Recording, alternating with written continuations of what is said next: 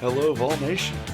Welcome to another episode of Believe in Tennessee Football. I'm your host, as always, Kyler Kerberson. Today I'm going solo again. Reed is on a nice family vacation, so he won't be here today. But I'm going to talk about some stuff that happened this week. First up, Kaidon Salter. Dismissal from the team, what I think about it, what he could have done differently, and just the sad truth that's going on. And then also talking about NCAA, the Supreme Court ruling, the video game coming out, and a lot more stuff. So exciting episode. Can't wait to jump into it. By the game. Snap. The kick is in the air, and the kick this time is no, sir, Reed. No, sir, Reed. Final score. Tennessee 20, Florida 17. Pandemonium reigns. Loads up, fires long for the end zone. The pass is going to be caught by Tennessee. Tennessee wins! It's by Tennessee to one Jennings. Jennings makes the catch in the end zone on the Hail Mary. Down to the 35, to the 40, to the 45, to the 50, to the 45, to the 40, to the 35, 30, 25, 20, 15, 10, 5. What did he do? All he did was score. Joey Pence, touchdown on play number 1. So before we get into the show, gotta shout out our number one sponsor at Bet Online. Baseball is coming up. You also have the NHL playoffs, NBA playoffs, and there's just a ton of stuff to bet on. So for all of your news, your stats, all the odds that you would want, Bet Online has that. So go on, head over there, and get in on that action. It's fun to bet on these games. It gets a little more interesting that way. So visit the website or use your mobile device to sign up and receive a 50% welcome bonus on your first deposit. So before the next tip-off, face-off, or pitch, head on over to BetOnline and start playing today. BetOnline, your online sportsbook experts. All right, welcome in, everybody.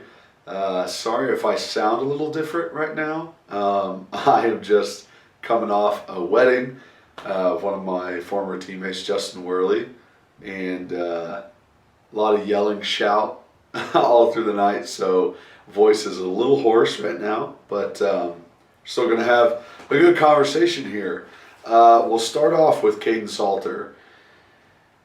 This past week he was dismissed from the team after his second run-in with weed, pretty much. And just to start out, I want to say it does stink that it is marijuana because, as of right now, there are 30 states where it's decriminalized. It's starting to become a very recreational drug, or, it's not going to be a big deal, say, in 15, 20 years. So it does stink that can shift someone's career, someone's life in that way. And it also sucks there's guys in prison right now for having weed on them. So that whole side of it, that's a completely different conversation, but I feel for him in that way.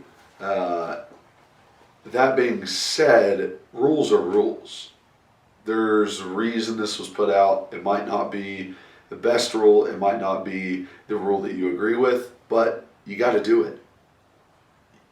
You can't break the rules over and over and expect to just get away with things. Just because you're number one dual threat quarterback coming out of high school, just because everyone loved you, you're the king of the world at your high school, doesn't mean you're going to get away with everything in life. So I think this is a learning lesson, a lesson for him, something that he can learn from. But you got to think, man, you already got in trouble the first time for weed, for being in the wrong place at the wrong time. Then you're out at 3 a.m. on a Saturday driving around. You don't have taillights. I don't care who you are. You always know if your lights are out. You know you don't have taillights. You know you got weed on you. It just seems like the dumbest decision someone could make that is, you know, in a sense, in a probationary period. They just got back to the team. They really haven't, recovered from the last thing that they did. And it's just really sad to see. I hate that decision making. It makes me feel as if maybe he wouldn't be a good quarterback if he's making those kind of decisions. You really have to be the leader of the team, and you can't do that stuff and be a leader of the team. I'm sorry, it sucks. There's a lot more pressure on you as a quarterback. There's a lot more on your shoulders as a quarterback, but that's what comes with that position. Okay? If you're a defensive lineman and you do something like this, okay, we forgive you. That's fine. Go out there and give us a few tackles. But as a quarterback, you're leading the whole team. It's not just offense. So it's, how can I trust you? You're not even responsible enough to take care of yourself. How are you going to lead these men that are here, these 18 to 22-year-old men? You just can't do it. So, he puts out an apology a couple days ago. And listen, thank everyone that you want. Thank everyone that helped you. That's great. But just saying nobody's perfect. People make mistakes. I'm going to move on and this doesn't define me is not saying I'm sorry. It's not saying I messed up and I apologize to everyone who put their faith in me. And I apologize to all those people that were so nice that cared about me, that I made them look foolish because of my actions. That wasn't in his statement. And I didn't like that. I feel like it's Bush League. Like, own up to your mistakes. Don't just say you made mistakes and say thank you to the people that have supported you. You can say that at any time. You need to own up to what happened. Say what happened. Let people understand your point of view and say, hey, I'm sorry I let you down. I really am. Because those people closest to you have put so much effort into making you who you are, into believing in you in everything that you do. All your family members, all your friends, all your coaches in high school, in middle school, and then you get to college, all the coaches in college, all of your teammates, all of your mentors, all of your teachers, all of the Thornton Center staff. Everybody's putting effort and faith into you. And you threw it away by making dumb decisions. You stomped on their faith and their belief in you. So you got to say something more than everyone makes mistakes. I understand everyone makes mistakes, but it's understanding your mistakes, realizing that was not the correct thing to do and growing from it. It just doesn't seem like that in the statement that he made. It really doesn't.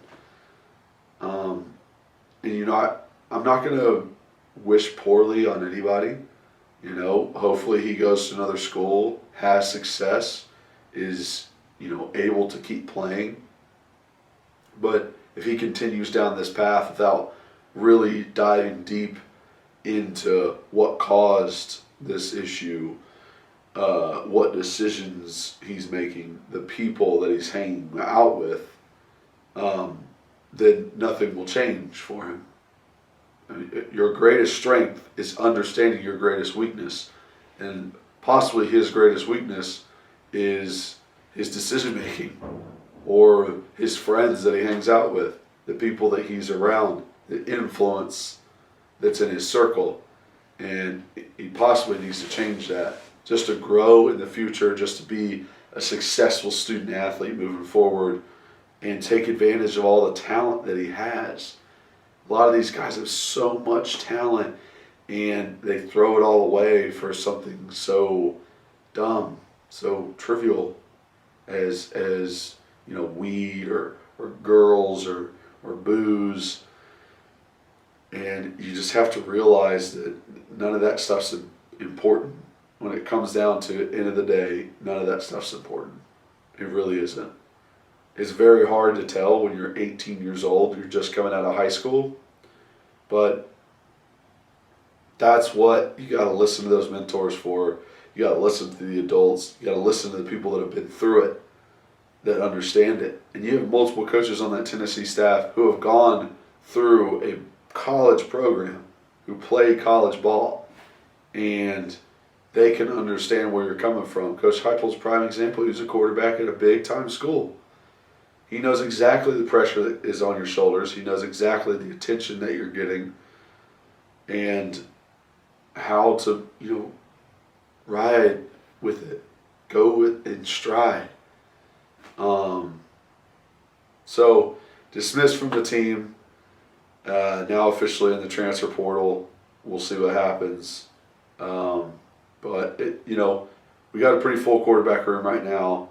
I didn't think he was going to be able to play this year anyways, after having a late start. And, got Taven Jackson in the 2022 class coming up. So next one in, right? It's the way the sport works, the way football works in general. Next guy up. So we just got to find the next one. And I'm still, I'm not feeling like woe is me, future's bleak because of one guy. I did feel that a little bit about Henry To'oTo'o with the defense. But now that we've got some other transfer guys coming in, I feel better. But yeah, just moving on. Kaidon, wish you well, bud. But hopefully you're able to really learn from what happened here and learn who and what you need to put your time into. So sorry to interrupt, but gotta shout out another sponsor. It is Moinkbox. So this is a meat delivery service that honestly gives you the most delicious meat that you can find. It's insane. They were on Shark Tank, and Kevin O'Leary even said it was the best bacon he ever tasted. So there's proof. It's very good. Okay. Why do just 4 companies control 80% of the U.S. meat industry? Because big food crushes the little guy. But you can help change that with moinkbox.com. This is a 8th generation farmer, and it's the little guys. You want to help the family business more than the big corporations. So why not jump into this subscription? So join the Moink movement today. Go to moinkbox.com/believe. That's BLEAV right now. And listeners to this show get free bacon for a year with every box ordered. Free bacon. Who doesn't want that? That's 1 year of the best bacon you'll ever taste, but for a limited time. So spelled Moink, MOINK, box.com/believe. That's moinkbox.com/believe. All right, so want to move on to the NCAA. Now, last week, a unanimous decision by the Supreme Court to just pretty much a slap in the face to the NCAA, saying, listen, you got to pay these guys. This amateurism is ridiculous. Your definition of it is ridiculous. And, saying the NCAA is, quite honestly, one of the most corrupt and backwards institutions in the United States. One of them, Supreme Court justice, said that if this was a business or a corporation, they would never be allowed to run this way in the United States. Never, ever. And NCAA has been doing it for years. This is exactly what they've been doing this whole time. And it really does feel nice that someone has finally held them accountable, because they were doing whatever they wanted, bringing in whatever money they wanted, spinning it wherever they wanted, controlling whoever they wanted, and it was sad. It really was. For all these players, all these guys that fight so hard to be where they are and put so much effort and time into what they do, and they can't put food on the table. They can't help their parents out. They can't use their own name to start a brand. They can't be themselves. They are just a blob that is their school colors that has a number. And listen, I'm not going to take away from my experience that I had in college. I loved every second of it. I loved playing for Tennessee. It was the best. I will cherish it forever. But I just think there are things missing that these kids deserve. And it's just great to see that the NCAA is being held accountable, that things are going to change, that the NIL, name, image, and likeness is coming out. It's going to be here in a couple of days, July 1st. So I know those guys are excited. When I did the Jack Jones football camp, I talked to Riley Locklear and Cade Mays, and asked them, like, you guys are excited for this, right? And hell yeah, we are. They get to go on Instagram, do Instagram ads. They get to partner with brands that they love, that they use, and really show who they are as individuals, and be able to get paid for it, which is great. The influence of social media and the internet, and who you are on those platforms really kind of push this forward, where you can make money just being on social media, just putting out content, and it's great to see. It's great to see that they're finally going to get that chance. They're finally going to get to take advantage of themselves, which is the craziest part. When you really talk about it, when you really say it out loud, they're getting to take advantage of themselves. They weren't able to do that before. So I'm happy. Also, big, huge blunder by NCAA, kicking out NC State of the College World Series after the COVID tests. I saw something, one of the NC State players came out and said, there's vaccinated guys and non-vaccinated guys. So vaccinated guys weren't being tested, and non-vax were. One of the non-vaccinated guys got a positive test. So because of that, they decided to test the vaccinated guys, and all of them tested positive. Now, I have no idea what that means based off the vaccination, if it's a false positive with them actually being vaccinated. It's actually in their system, because that's what a vaccination is a small dose, so your body gets used to it. I don't know exactly what's going on with that, but it's just utterly ridiculous. You can push this back. There's no reason that you can't hold off for a week or two, see what happens. There is no reason that you shouldn't have just let the boys play. They're not showing any symptoms. They're completely fine. If you're careful, you're not going to put anybody else in danger. Hell, just don't even put any fans in that game. I know it would suck for the fans, but at least let them play it. At least let them play it out. They still had another game to go, and they get screwed out of, some of them, their last opportunity to play the sport that they love.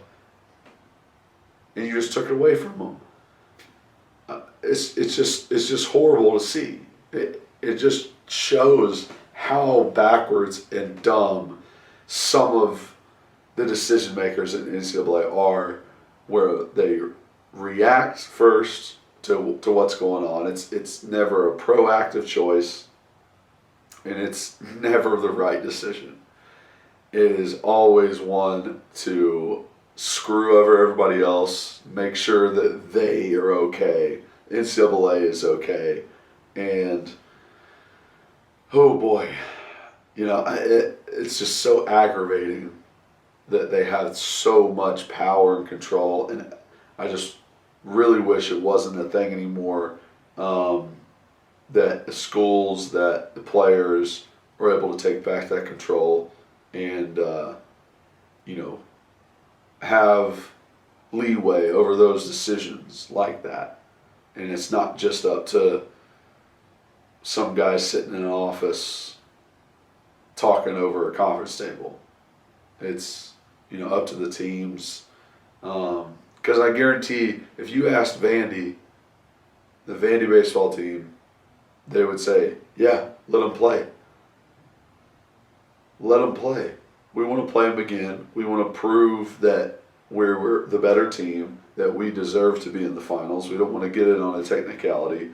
We also are lovers of the game of baseball, and we know that they are. So we know how important it is to them. We know the kind of effort, the kind of hours they put into this game and love they put into this game, and to have it taken away from you is just sad. So I guarantee if you asked Vanderbilt team, they would say, yes, let's play them. I don't care if there's no fans, let's play them. When you get to the College World Series, half the fans are for the other teams anyways. So it's not like a home field advantage by any means. I think it's something they need to fix. It's something they need to come to grips with. It's something they need to quit making these horrible decisions, man. Let the guys play. Let teams play. Give them the proper things that they need and let them be individuals. It's not that hard. Let them play the sport they want. Give them the things they need to do that and let them be individuals. That means letting NC State play this last game. That means giving women's basketball a proper weight room when they go to their March Madness series. That means letting people make money off of their selves, off of their image, off of their face, their name, and be individuals that they are. Don't control that for them. It's really that simple. You're going to have a lot less problems. People are going to be a lot happier. It's just going to be a lot better situation for everybody. So, there's something you can change.